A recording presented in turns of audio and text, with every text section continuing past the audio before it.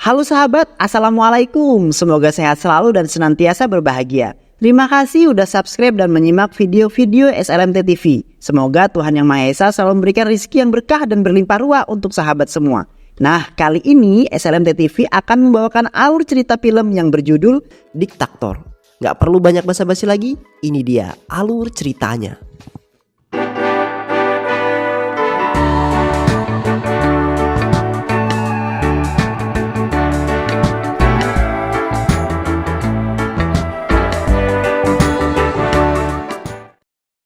Di awal film terlihat komplotan mafia obat terlarang yang sedang mengadakan sebuah pesta. Terlihat di sana ada anak menteri yang bernama Famsi, ternyata ia juga terlibat dalam kasus terlarang ini.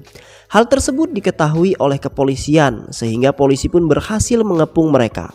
Akan tetapi rekannya justru berkhianat dan malah balik menodongkan senjata kepada Inspektur Raso. Ternyata bisnis haram milik Miki ini mendapat backingan dari pemerintah setempat. Dan mereka pun akhirnya membunuh Inspektur Raso. Di saat itu juga ada seorang pelayan yang bernama Rajib tidak sengaja menyaksikan hal tersebut. Mereka yang melihat pelayan itu pun langsung mengejarnya. Akan tetapi ia berhasil melarikan diri. Kemudian untuk menghilangkan jejak kejahatannya, polisi pun membuat skenario seolah-olah Inspektur Raso bunuh diri karena menerima suap. Di sisi lain, ayah Famsi yang bernama Gopardan resah karena Rajib si pelayan belum juga ditemukan.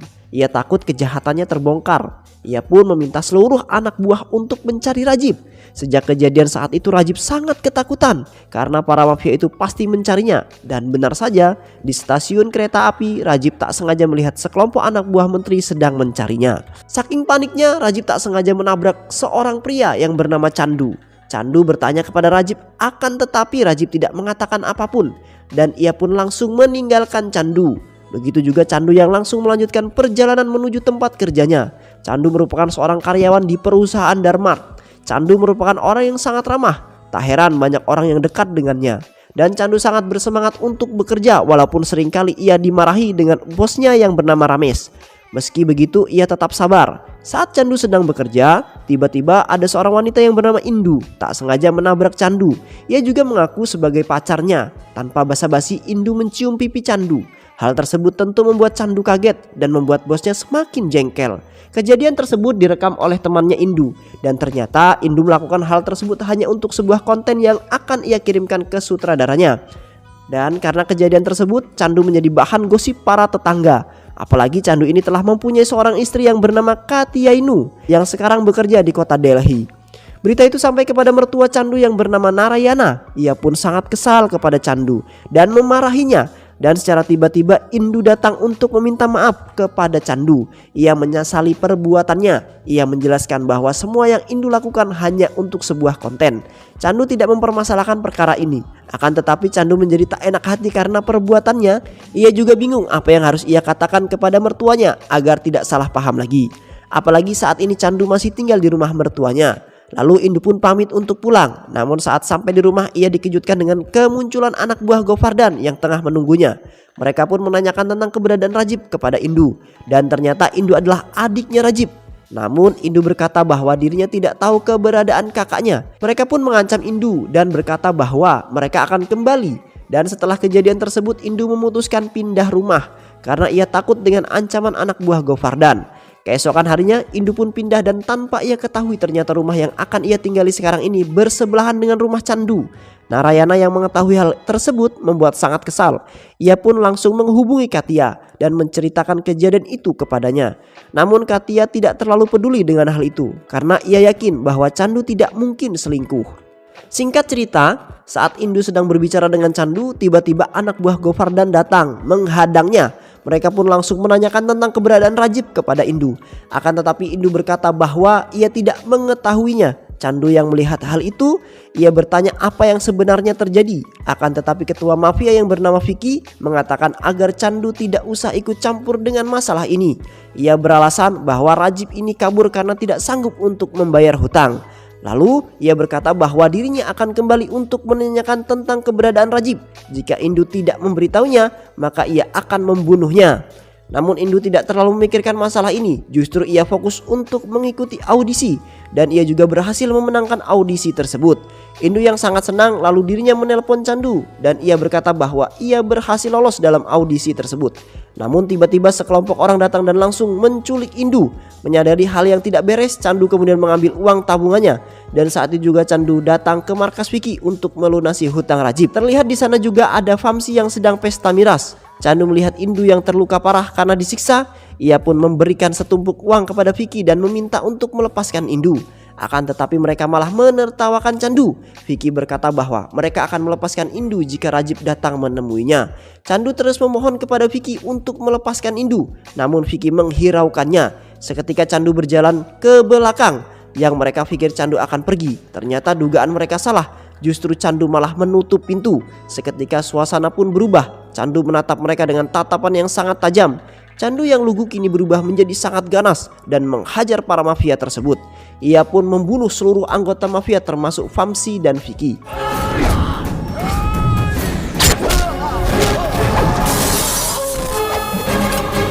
Setelah berhasil mengalahkan mereka semua, Candu segera membawa Indu ke rumah sakit.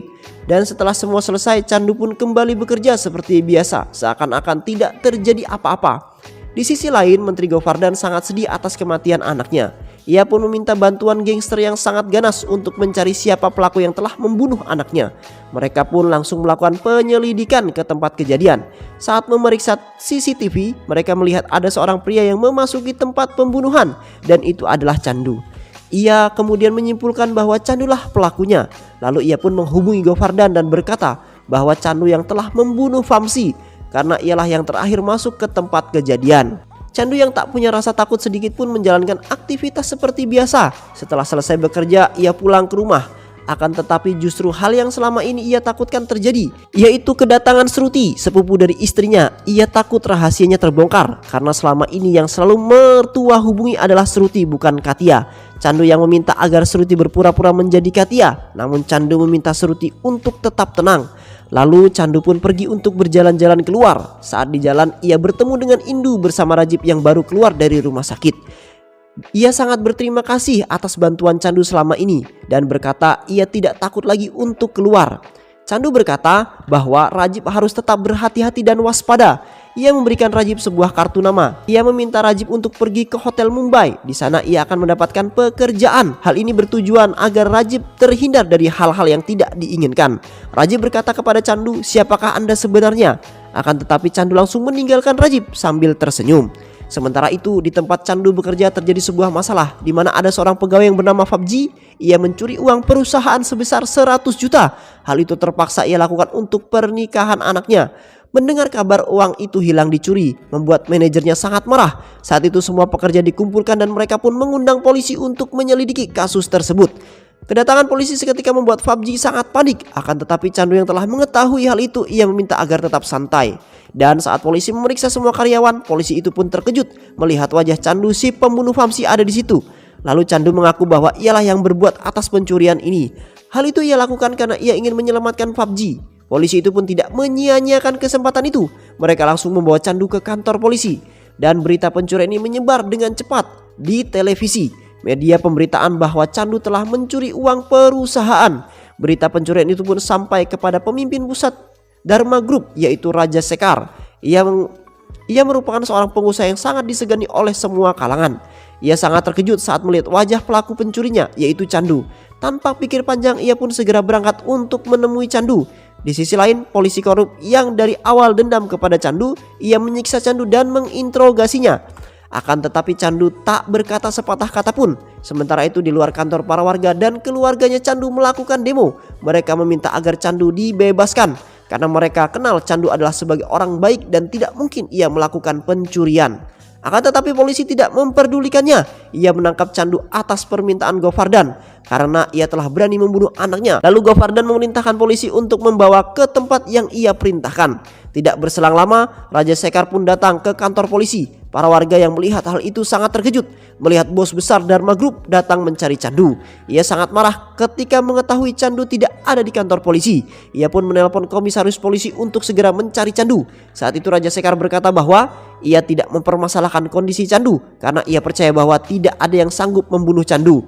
Dan benar saja, saat Govardan dan seluruh anak buahnya akan membunuh Candu, justru keadaan terbalik. malah Candu yang menghabisi mereka semua. Saat polisi korup akan membunuh Candu, tiba-tiba seseorang menembaknya dari belakang. Ternyata itu adalah Raja Sekar beserta para polisi. Lalu Raja Sekar langsung menggampar polisi tersebut. Polisi korup itu pun akhirnya ditangkap. Dan saat itu juga Raja Sekar menjelaskan bahwa Candu bukanlah seorang karyawan, melainkan ia adalah pemimpin sekaligus pemilik perusahaan Dharma Group yang aslinya Chandra Sekar Dharma. Seketika semua orang pun terdiam. Candu adalah ketua pusat perusahaan Dharma Group dan harta kekayaan Candu sangat melimpah. Ia adalah orang terkaya di India, tercatat membayar pajak paling besar. Bahkan ia sanggup mengontrol keuangan negara. Bisa dibilang ia adalah diktator, ungkap mantan orang tangan kanan Candu. Semua keluarga Candu sangat kaget. Yang mereka kira seorang karyawan bawahan ternyata seorang pimpinan perusahaan dan orang terkaya se-India. Ketika itu Narayana menelpon Katia, anaknya, untuk menjelaskan apa yang sebenarnya terjadi. Akan tetapi Narayana justru menelpon nomor milik Seruti dan yang mengangkat adalah calon dari Seruti. Ia berkata bahwa dia adalah salah sambung. Mendengar hal tersebut, Narayana merasa sangat kesal kepada Seruti bahwa selama ini ia telah dipermainkan. Narayana mengomel-ngomel kepada Seruti dan saat itu juga Candu dan Raja Sekar tiba di rumah. Saat itu Narayana semakin emosi dan mengatakan, jika ini bukan Katia, terus mana Katia? Candu pun memberitahu apa yang terjadi sebenarnya dan menjelaskan apa sebenarnya yang terjadi dan siapa Candu sebenarnya. Candu adalah pimpinan paling tertinggi di perusahaan yang aslinya bernama Chandra Sekar Dharma yang lebih dikenal dengan sebutan diktator di Delhi. Selama memimpin perusahaan, Candu tidak mau menampakkan dirinya dan ia meminta kakaknya yang tampil di publik menggantikannya.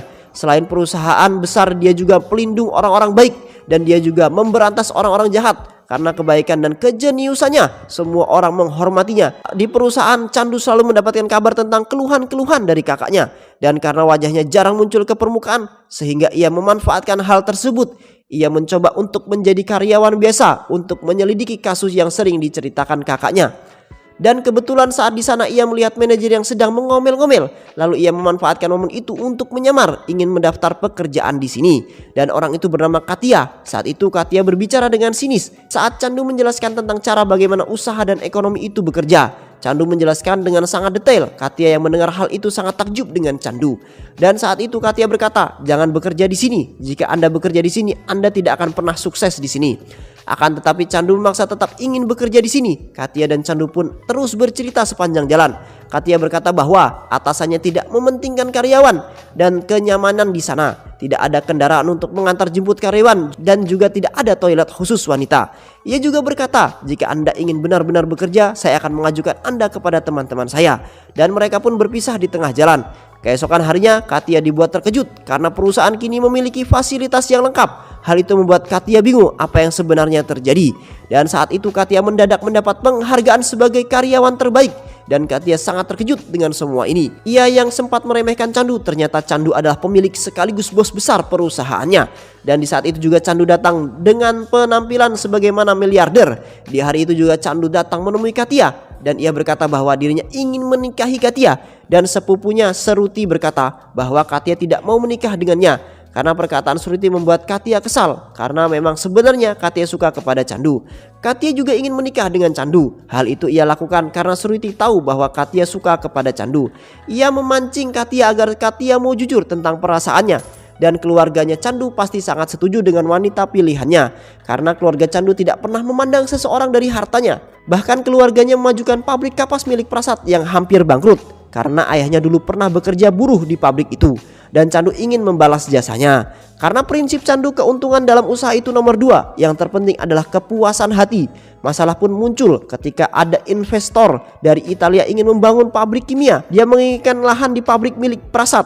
Agar usaha berjalan lancar, ia meminta bantuan kepada Mahimarai. Sebenarnya dia adalah sosok wanita jahat dan rela melakukan apapun demi bisa terwujudnya keinginannya. Ia juga memiliki seorang menantu bernama Vishnuambar yang selalu siap menuruti apa saja yang diperintahkan Mahimarai. Mereka pun pergi ke pabrik kapas milik Prasad untuk membelinya.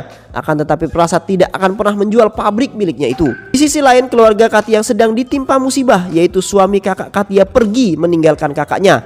Dan suami kakaknya itu adalah orang kaya. Sebab itulah ayahnya tidak ingin Katia bernasib sama seperti kakaknya. Ayahnya berkata bahwa Katia jangan menikah dengan orang yang padahal saat ini Katia ingin mengenalkan calon suaminya yang kaya kepada ayahnya.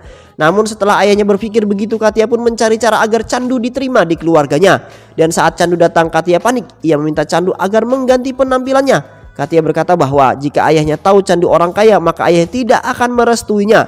Lalu Candu menuruti kemauan Katia. Ia mengubah penampilannya, merubah identitas. Candu berkata bahwa ia adalah bawahan Katia, serta mengubah sekretarisnya Candu sebagai bosnya Candu. Dan Candu mengaku bahwa ia adalah anak yatim piatu.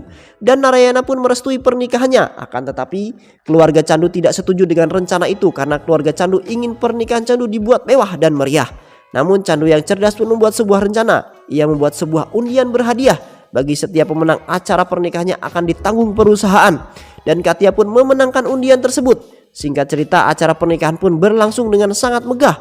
Ketika itu keluarga Candu dikenalkan sebagai pemilik usaha.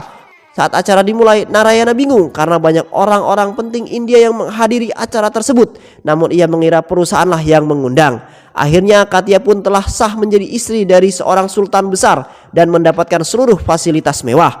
1 bulan kemudian, investor Italia datang menemui Mahimarai untuk menagih janjinya. Namun Prasad tak kunjung memberikan pabrik miliknya, sehingga menantunya pun turun tangan untuk menghancurkan pabrik tersebut.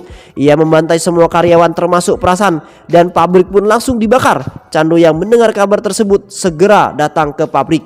Akan tetapi ia terlambat. Sebelum tewas Prasad, ia sempat mengatakan bahwa Visnuambarlah pelakunya. Mendengar hal itu, Candu sangatlah marah. Ia kemudian mendatangi markas Visnuambar. Akan tetapi Visnuambar berhasil kabur menyelamatkan diri. Kemudian Candu pun menemui Mahimarai. Candu berkata dia akan memberikan waktu 2 hari untuk menyerahkan Visnuambar untuk dibunuh.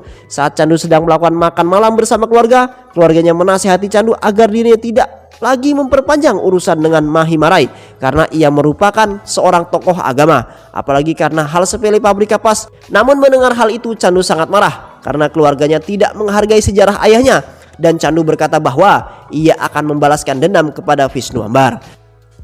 Keesokan harinya Candu mendapatkan kabar bahwa keluarga Candu diculik oleh Mahimarai. Seketika Candu pun langsung pergi menemui Mahimarai. Mahimarai berkata bahwa jika Candu ingin keluarganya selamat, Candu harus bersujud di hadapannya untuk meminta maaf kepadanya. Mahimarai juga berkata bahwa jangan bermain-main dengannya jika Candu masih ingin tetap hidup. Namun Candu hanya terdiam, dan saat itu Mahimarai dihubungi keponakannya yang sedang di Uttar Pradesh dan keluarga yang berada di Italia. Mereka semua meminta bantuan kepada Mahimarai karena saat ini mereka ditodong dengan senjata api. Saat itu juga Candu tersenyum bahagia karena melihat kekhawatiran Mahimarai. Candu berkata, kamu bisa menculik keluarga saya yang di rumah, akan tetapi saya bisa menculik semua keluargamu di penjuru dunia. Dan sebaliknya justru Mahimarai lah yang meminta maaf kepada Candu agar membebaskan keluarganya. Mahimarai pun mengakui kekalahannya. Candu juga berkata bahwa Visnuambar sudah ditahan dan dia ingin membunuhnya. Sesuai kesepakatan, Candu akan membebaskan semua keluarga Mahimarai kecuali Visnuambar. Candu memerintahkan anak buahnya agar Visnuambar segera dibunuh, dan Candu pun berhasil menyelamatkan keluarganya. Hal itu membuat Mahimarai sangat murka. Ia mengerahkan seluruh pasukannya untuk menghabisi seluruh keluarga Candu. Saat di perjalanan pulang, Candu dihadang oleh anak buah Mahimarai. Akan tetapi itu bukanlah hal yang sulit bagi Candu untuk menghabisi mereka semua. Namun Katia terkena tusukan senjata tajam. Melihat Katia yang sekarat, keluarga Candu malah diam saja karena keluarganya tidak mau nyawanya dalam bahaya karena selalu dekat Candu, dan mereka pun meninggalkan Candu dengan Katia di sana. Katia yang sekarat, ia meminta agar Candu ke Hyderabad untuk tinggal bersama keluarga Katia di sana. Ia pun mengabulkan permintaan Katia agar tinggal di Hyderabad dengan terus menjalani perannya sebagai karyawan. Raja Sekar yang mengetahui pria keluarganya, ia sangat marah dan ia memarahi keluarganya. Mereka tidak sadar bahwa berkat Candu lah mereka semua bisa hidup enak. Mereka semua pun akhirnya sadar. Mereka berniat menemui Candu untuk meminta maaf. Akan tetapi Raja Sekar tidak mengizinkan, karena jika Candu sudah membuat keputusan, maka tidak ada yang sanggup mengubahnya. Keluarga Katia sangat tersentuh dengan perjuangan Candu. Mereka kemudian menanyakan keberadaan Katia, dan ternyata Katia yang koma selama ini dirawat di rumah sakit, dan mereka pun langsung menjenguk Katia di sana. Dan akhirnya Katia pun berhasil melewati masa kritisnya. Mereka semua berkumpul dan saling memaafkan tanpa adanya hal yang disembunyikan lagi. Kemudian Raja Sekar memberitahu Candu kabar buruk bahwasanya Visnuambar sekarang masih hidup karena ada anak buah Candu yang berkhianat demi uang. Dan saat kepergian Candu, kini kondisi Delhi sangat parah karena yang berkuasa saat ini adalah Mahimarai dan Visnuambar. Raja Sekar meminta supaya Candu kembali ke Delhi lagi. Mahimarai yang mendapatkan kabar bahwa Chandu kembali, ia sangat panik dan mereka berencana ingin menghabisi Chandu. Iparnya Chandu yang bernama Sivaram datang menawarkan diri menjadi anak buah Vishnu Ambar. Sivaram berkata bahwa ia sangat kesal dengan Chandu karena ia selalu dicaci maki. Sivaram ingin bekerja sama untuk menghabisi Chandu dan mereka pun menyetujuinya. Singkatnya, Vishnu Ambar and the gang datang untuk membunuh Chandu. Mereka pun mengetahui tempat tinggal Chandu berkat Sivaram. Namun, saat akan menyerang, tiba-tiba mobil rombongan milik Vishnu Ambar meledak dan terungkap fakta bahwa itu adalah ulah Sivaram. Ia berpura-pura mau bekerja sama dengan Vishnu Ambar dan Sivaramlah yang telah menempelkan bom di mobil mereka. Sivaram juga berkata bahwa ia membawa Vishnu Ambar kemari bukan untuk menghabisi Chandu, justru sebaliknya agar Chandu bisa membunuh Anda. Chandu pun langsung menghajar Vishnu Ambar beserta anak buahnya dan pada akhirnya Chandu pun berhasil mengalahkan mereka semua. Kini hanya tersisa satu yang masih hidup, yaitu Mahimarai. Di tempat lain, Mahimarai yang menunggu kabar atas tewasnya Chandu justru dikagetkan dengan kedatangan Chandu. Ia berkata, seandainya dia bukan wanita, kupastikan Anda akan tewas. Berhubung dia wanita, Chandu perintahkan agar Mahimarai pergi untuk meninggalkan India saat ini juga. Dan jika ia tidak pergi dari India, maka dia akan menghabisinya. Dan film pun selesai.